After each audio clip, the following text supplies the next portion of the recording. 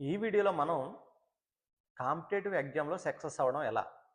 చాలామంది competitive exams అనేవి రాస్తూ ఉంటారు. అందులో ముఖ్యంగా మనం చెప్పుకుంటున్నటువంటి కానిస్టేబుల్ గాని, ఎస్ఐ గాని, డీఎస్సీ గాని, గ్రూప్స్ గాని ఇటువంటి అనేకమైనటువంటి కాంపిటేటివ్ ఎగ్జామ్స్ అనేవి రాస్తుంటారు. కానీ ఎలా సక్సెస్ అవ్వాలో చాలామందికి తెలియకపోవచ్చు. సో, ఈ వీడియోలో అయితే మనం కాంపిటేటివ్ ఎగ్జామ్‌లో సక్సెస్ అవ్వడం ఎలా అనేటువంటి విషయాలు కొన్ని మనం మాట్లాడుకుందాం. సో ఫ్రెండ్స్, మీరు గాక మన ఛానల్‌ని ఫస్ట్ టైం చూసినట్లయితే మన ఛానల్‌ని సబ్స్క్రైబ్ చేయడం మర్చిపోవద్దు. మన ఛానల్‌ని సబ్స్క్రైబ్ చేయండి, లైక్ చేయండి. ఇక లేట్ చేయకుండా వీడియోలకైతే వెళ్ళిపోదాం.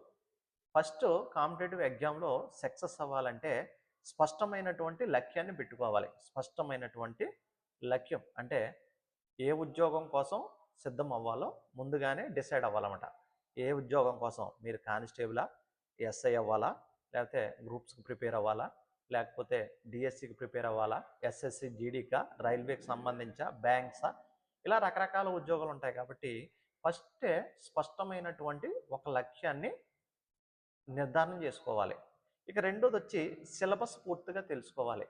మనం ఏ ఎగ్జామ్‌కి అయితే ప్రిపేర్ అయితున్నామో ఆ ఎగ్జామ్‌కి సంబంధించినటువంటి సిలబస్ ప్యాటర్న్ ఏంటనేది తీసుకొని దానికి సంబంధించినటువంటి ప్రింటౌట్ తీసుకొని ప్రతిరోజు ఆ సిలబస్‌ని ఫాలో అవుతుండాలి. ఈరోజు ఏ సబ్జెక్టు ఎంతవరకు మన సిలబస్ కంప్లీట్ చేసాం, ఇటువంటివన్నీ నోట్ చేసుకోవడం చాలా ఉత్తమం. ఇక మూడోదిగా టైమ్ టేబుల్ తయారు చేసుకోవాలి. టైమ్ టేబుల్ రోజుకి 6-8 గంటలు క్రమశిక్షణతో చదవడానికి ప్లాన్ చేసుకోవాలి. టైం టేబుల్ అనేది చాలా ఇంపార్టెంట్. రోజుకి 6-8 అవర్స్ మనం రీడింగ్ చేస్తున్నాం. ఏ సబ్జెక్టు ఎన్ని అవర్స్ చదవాలి, ఎన్ని గంటల్లో పూర్తి చేసుకోవాలి, అటువంటివన్నీ కూడా మనం ఫస్టే డిసైడ్ అవ్వాలి. ఇక నాలుగవదిగా బేసిక్స్ బలంగా చేసుకోవాలి. ఏదైతే బేసిక్స్ ఉన్నాయో ఆ బేసిక్స్ని బలంగా బలంగా చేసుకోవాలి. అంటే తెలుగా, ఇంగ్లీషా, మ్యాథ్సా, రీజనింగా, జనరల్ స్టడీసా, ఇటువంటి అన్ని సబ్జెక్టులపై, కరెంట్ అఫైర్సా, ఇటువంటి అన్ని అంశాలపై బేసిక్ సబ్జెక్ట్స్పై పట్టు అనేది సాధించాలి. సో బేసిక్స్ అనేది చాలా బలంగా ఉండాలన్నమాట. బేసిక్ బలంగా ఉన్నప్పుడు మాత్రమే మనం ఏ ఎగ్జామ్స్లో అయినా రాణించడానికి అవకాశం ఉంటుంది. ఇక ప్రతిరోజు మాక్ టెస్టులు రాయాలి. ఎవ్రీడే మాక్ టెస్ట్ అనేవి అటెంప్ట్ చేయాలన్నమాట. సో మీ బలాలు, మీ బలహీనతలు తెలుసుకోవాలంటే ఎక్కడ వెనకబడి ఉన్నాం, ఎక్కడ ముందున్నాం, ఏ సబ్జెక్టులు ఎలాగ వస్తున్నాయి, సో ఇవన్నీ కూడా మనకు తెలియాలి అంటే మాక్ టెస్టులు అనేవి చాలా ఇంపార్టెంట్లు. సో డైలీ ఈ మాక్ టెస్ట్ అనేది రాయాలన్నమాట.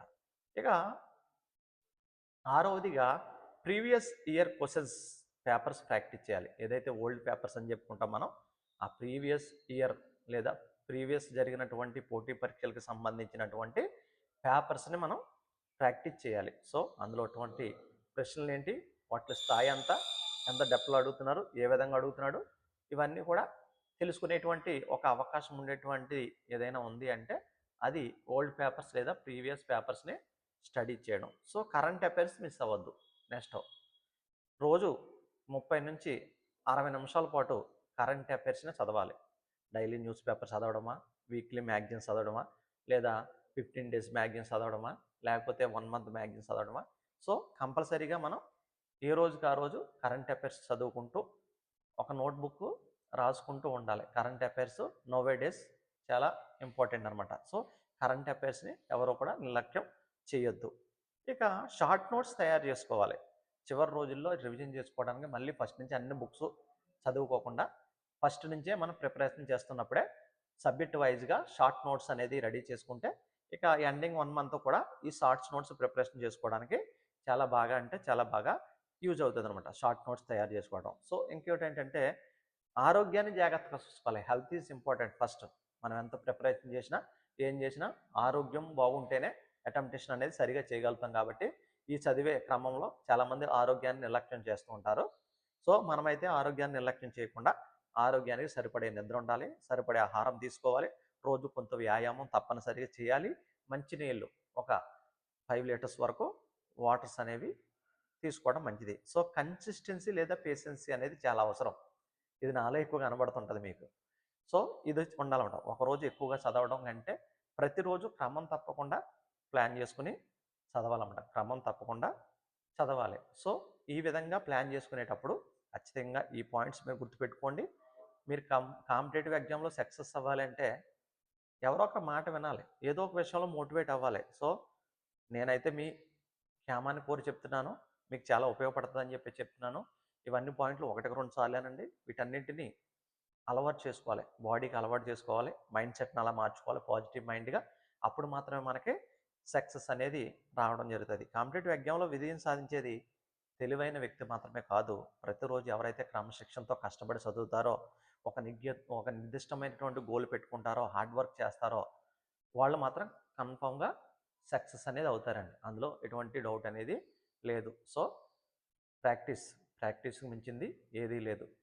వినయం, విధేయత, క్రమశిక్షణ ఇవి ఉండాలి. చెప్పిన మాట వినాలి, బాగా చదువుకోవాలి, డెడికేషన్ పెట్టాలి, ఒక లక్ష్యం ఉండాలి, ఒక గమ్యం ఉండాలి, ఒక టార్గెట్ పెట్టుకోవాలి. ఆ టార్గెట్ రీచ్ అవ్వాలి. ఫర్ ఎగ్జాంపుల్ కానిస్టేబుల్ ఎగ్జామే ఉందనుకోండి. ఈ కానిస్టేబుల్ ఎగ్జామ్ మనం రీచ్ అవ్వాలంటే 160 మార్క్స్ పెట్టుకొని చదవాలి. 160 మార్కులు పెట్టుకొని చదవాలి. దాంతోపాటు ఈవెంట్స్ అనేవి ఇంపార్టెంట్ కాబట్టి ఈవెంట్స్‌పై ఫోకస్ చేయాలి. డైలీ రన్నింగ్ ప్రాక్టీస్ చేయాలి. మెడిటేషన్ చేయాలి. మంచి నిద్ర తీసుకోవాలి. ఖచ్చితంగా ఓల్డ్ పేపర్స్ రివిజన్ చేయాలి. సిలబస్‌ని మనం ఎక్కువ ప్రాక్టీస్ చేయాలి. మనకి ఏ సబ్జెక్ట్ రాదో దానిని దాని మీద దృష్టి పెట్టాలి. కనీసం అట్‌లీస్ట్ బేసిక్స్ మీద ఫోకస్ చేయాలి. మనకొచ్చిన సబ్జెక్ట్‌ని ఇంకా బాగా చదువుకోవాలి. ఎక్కువ టెస్టులు రాసుకోవాలి. మాక్ టెస్టులు రాసుకోవాలి. బలాలు, బలహీనతలు మనకు మాత్రమే తెలుస్తాయి. ఏ సబ్జెక్ట్‌లో బలంగా ఉన్నాం, ఏ సబ్జెక్ట్‌లో బలహీనంగా ఉన్నాం, ఇవన్నీ మనకు మాత్రమే తెలుస్తాయి కాబట్టి ఆ బలాలు, బలహీనతలను బ్యాలెన్స్ చేసుకుంటూ వెళ్తే ఖచ్చితంగా ఏదో ఒక ఎగ్జామ్‌లో మనం సక్సెస్ అవుతాం. ఏదో ఎగ్జామ్స్ అంటే మీరు అనుకున్న ఎగ్జామ్. ఒకవేళ రైల్వే అనుకున్నారా? ఎస్ఎస్‌సి, జీడీ అనుకున్నారా? బ్యాంక్స్ అనుకున్నారా? సివిల్స్ అనుకున్నారా? గ్రూప్ 1 అనుకున్నారా? గ్రూప్ 2 అనుకున్నారా? లేదు డీఎస్సీ అనుకున్నారా? పోలీస్ అనుకున్నారా? రకరకాల వేస్‌లో రకరకాలవి ఉన్నాయి. సచివాలయం ఉన్నాయి. వీఆర్ఓలు ఉంటాయి. రకరకాల కాంపిటేటివ్ ఎగ్జామ్స్ వస్తుంటాయి. హైకోర్టుకి సంబంధించిన ఎగ్జామ్స్ వస్తాయి. డిస్ట్రిక్ట్‌కి సంబంధించినటువంటి సో, చాలా రకాల ఉద్యోగాలు వస్తాయి. మీరు వాటిపై ఫోకస్ పెట్టండి. ఖచ్చితంగా వీటిని పాటించండి. మీరైతే కన్ఫామ్‌గా సక్సెస్ అవుతారు. సో, నా ఈ మాటలు మిమ్మల్ని అందరిని బలపరిచాయని, మిమ్మల్ని అందరిని మోటివేట్ చేశాయని చెప్పేసి నేనైతే నమ్ముతున్నాను. సో, మీరు కూడా మీకు సంబంధించినటువంటి ఏదైనా డౌట్స్, అనుమానాలు ఏదైనా ఉంటే కన్ఫర్మ్‌గా కామెంట్ చేయండి. ఛానల్ అయితే సబ్స్క్రైబ్ చేయడం మర్చిపోద్దు. ఛానల్ ఫాలో చేయండి, లైక్ చేయండి, షేర్ చేయండి. హైప్ అని వస్తదనమాట. మీరు హైప్ ఇస్తే ఈ వీడియోస్ అనేక మందికి ఇంకా చేరతాయి కాబట్టి యూట్యూబ్ అనేది పంపిస్తది కాబట్టి సో, నాకైతే సపోర్ట్ చేయండి. నేను మీకైతే సపోర్ట్ చేస్తాను. ఓకేనా? Thank you. ఇది.